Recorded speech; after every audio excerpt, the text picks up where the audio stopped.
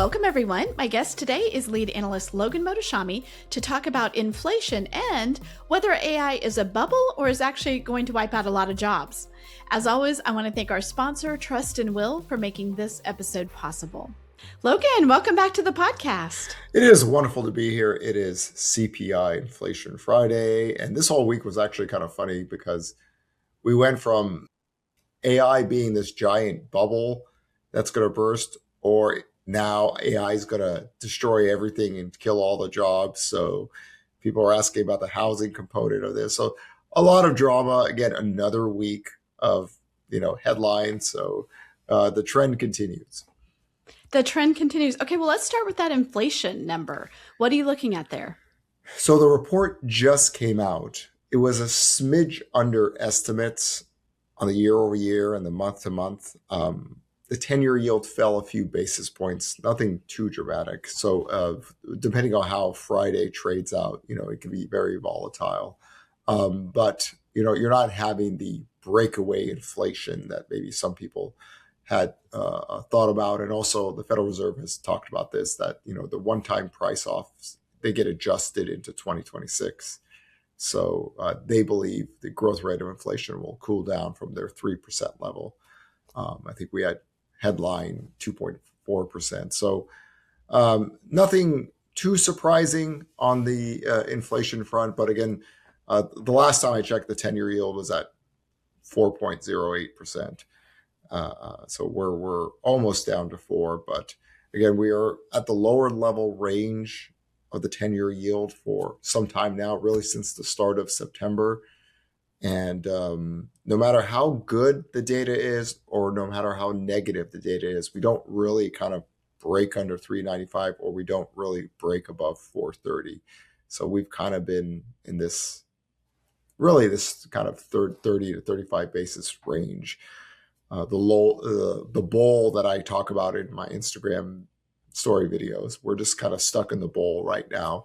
And rates have stayed kind of in the low sixes now for some time. Yeah, I was going to say, this is good news, as opposed to it shot up to 7 again. Especially with everything that's happening, I think most people are fingers crossed, let's just stay in this range. Yeah, I think a lot of people last year thought, well, if the Fed's going to cut rates, they cut rates a few times, that rates will just go back to 7% again. That didn't happen. Again, paper, rock, scissors, labor over inflation, right? No matter what anybody thought of the last jobs report, 2025 was the lowest job growth in history, or in the 21st century outside of a recession. If you take healthcare services and social services out of it, your negative jobs, the breadth of labor is just not there, even with the last jobs report. So the bond market, after a bunch of rate cuts and better spreads, to me is acting normal about a labor market being softer but not breaking. So you always talk about labor over inflation, but if you're just looking at the is the Fed still focused on the inflation number? Who's looking at this inflation number? Certain Fed members are more like the Beth Hammocks and the Lori Logans of the world. If it was up to them, they would not cut ever again. Beth Hammock would probably hike rates. Kevin Warsh, the old Kevin Warsh, would be hiking rates right now, but Kevin Warsh 2.0, Trump's got him, so he's going to be his boy for a while. Then, there's others that kind of say, well, the labor market is stabilizing. It's not getting worse, so we'll keep an eye on it. And then there's like the Christopher Wallers that kind of say, hey, listen, there's constant negative revisions. There's no job growth, out there. So we were labor over inflation, Team Waller person. But obviously he's not going to be the choice. So we'll kind of take it from there with the incoming data for all of 2026. Well, so let's talk about jobs, especially in light of what you said at the beginning of the podcast about AI, because like you, this week I have read several, here's why the doomsday scenario, it's now happening. AI is creating more AI. They, a couple weeks ago, they created their own chat system and language, and we're talking to each other outside of humans, stuff like that. So when you look at the growth of jobs or lack of jobs, what do you put that down to? Are we seeing an AI effect on the jobs at all, or are these two totally different things right now? AI is not affecting construction and housing, especially contract trade, or and then residential employment as well. AI has not impacted manufacturing. Those are the data lines that have been negative out there. So that's not an AI impact. Is there a lack of growth in some sectors? Yes. Are there companies that overhired for COVID? Yes. Right. But in this context, the breadth of this really kind of has been here for some time now. It's just been, we kind of have to, whenever you have a deep contraction like we did in COVID, we used to talk about this, that, you have to just kind of hire back to the trend. So September of 2022 was our target that we had, that all the jobs that will be lost to COVID should return. And we've kind of done that, and we're just kind of moving along forward. So, I say it as this because I get this question at every event. AI is going to kill all the jobs. What's it going to do for housing? Just remember, if you go back to 1870, every decade there's always some technology that's supposed to wipe out all the jobs, and it never really has. But also death. I'm a big believer that death has a huge impact on an economy. Yes, it's such a fun topic to talk about. But for an economist, people don't want to talk about it. But nature always wins. Nobody's Dorian Gray. No country has a Dorian Gray labor market. So what's the problem now? It's funny to me that we're talking about AI taking all the jobs, and yet population growth has slowed down so much that our run break evens are 15,000. So you cannot get a more crazier time in the history of America where one group says all the jobs are going to be lost, and then the other group says we don't have enough people working, or we don't have enough labor out there. So those two cannot coexist in the same week, but it did. We have people that say the break evens are only 15,000 jobs to stay. And then we have, the jobs are about to get all lost, and we're going to have major 30-40% unemployment rates. So both usually might be a little extreme, but always remember, the baby boomers are leaving the workforce, and then they're going to die. They need to be replaced by manual labor, and that's kind of a wash. And population growth is slowing, right? We're still positive, but it's slowing down. So it's really hard to have mass unemployment, in a country that has, Japan's a really good example. I mean, Japan's 40% of their population will be dead at the end of the century. So they need labor for the first time in their country's history, they need to get people to come into the country and work.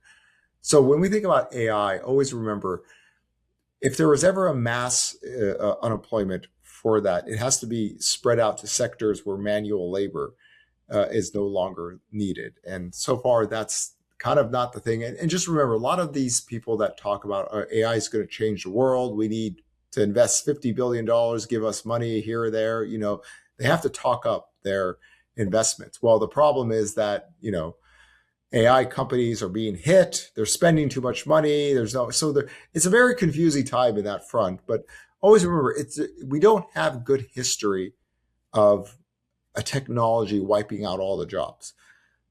We do have history where productivity has made a sector not needing the labor that it needed once. Manufacturing is a good example. Agriculture, is another good example.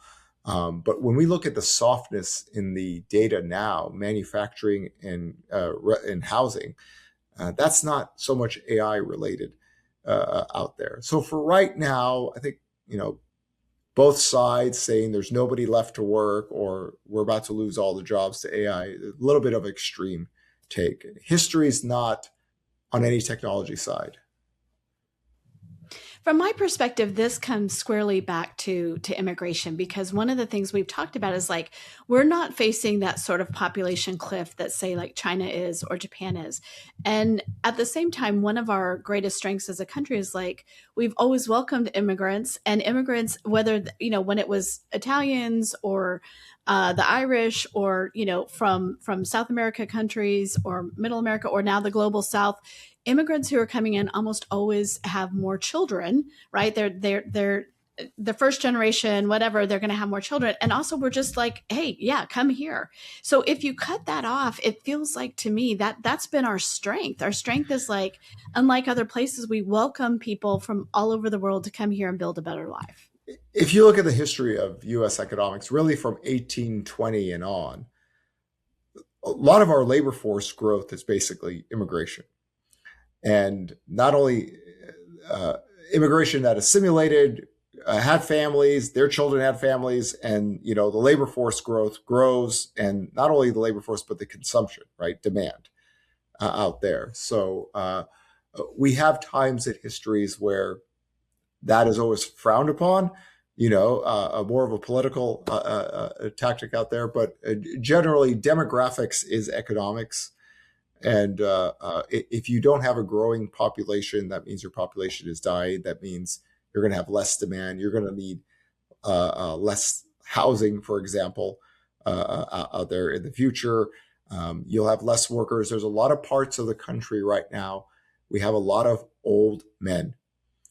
Okay, there's a lot of old men working that their lifespan working age is moving toward the end right now. So they have to be replaced.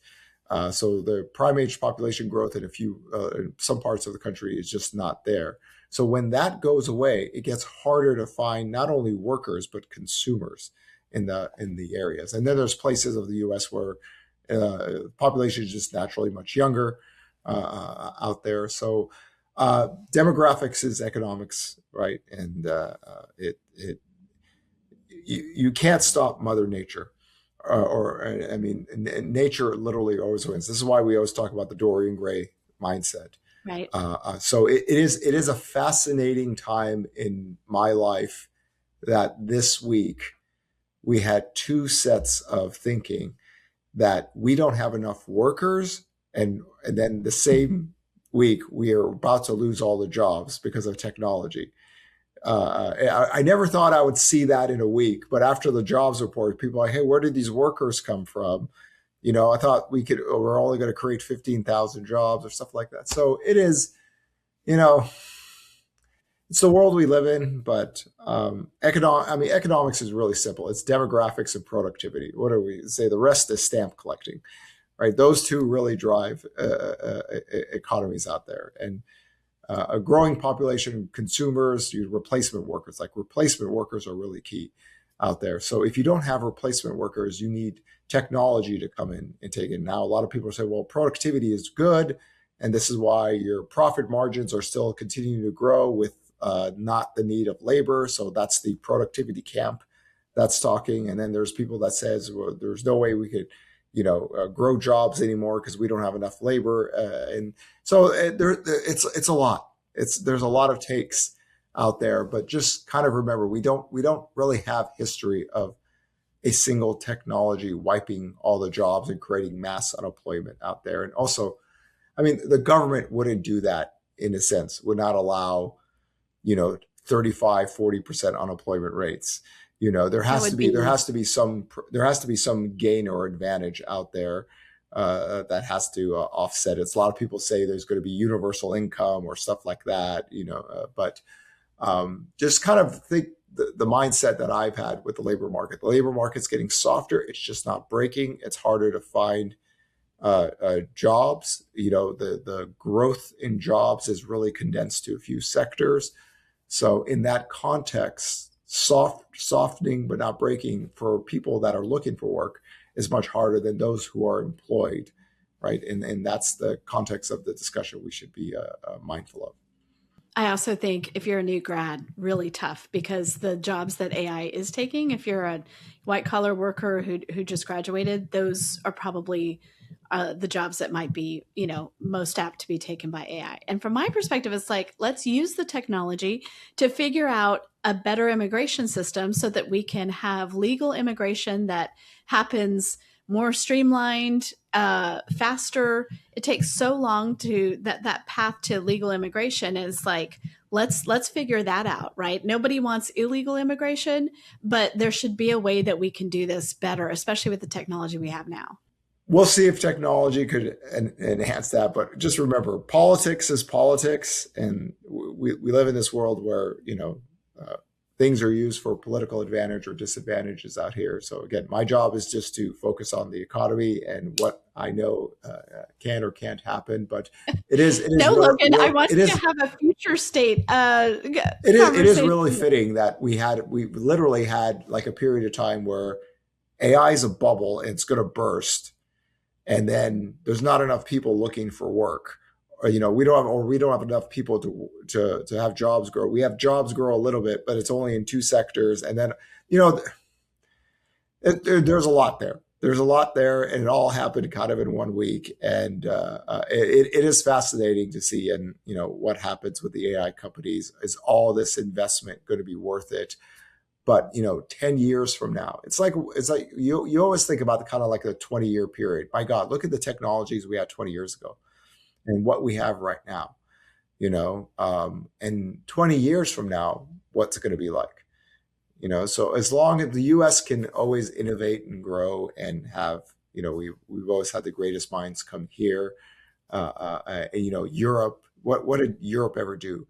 Wine, cheese, nuts, and Nokia, right? Listen, that's Nokia. Wine, cheese, nuts. You've made a lot of people happy with those three I things. know, but I'm saying that Europe doesn't create anything. It had Nokia that died quickly. Here we have innovation. We have millennials, Gen Z, Gen A. We have a young workforce. We have a demographic age out there. But it is a very interesting year on that front with the AI and then the lack of labor needed for work. So we'll kind of take it one day at a time. We will keep a lookout. Logan, thank you as always. Appreciate you. Pleasure.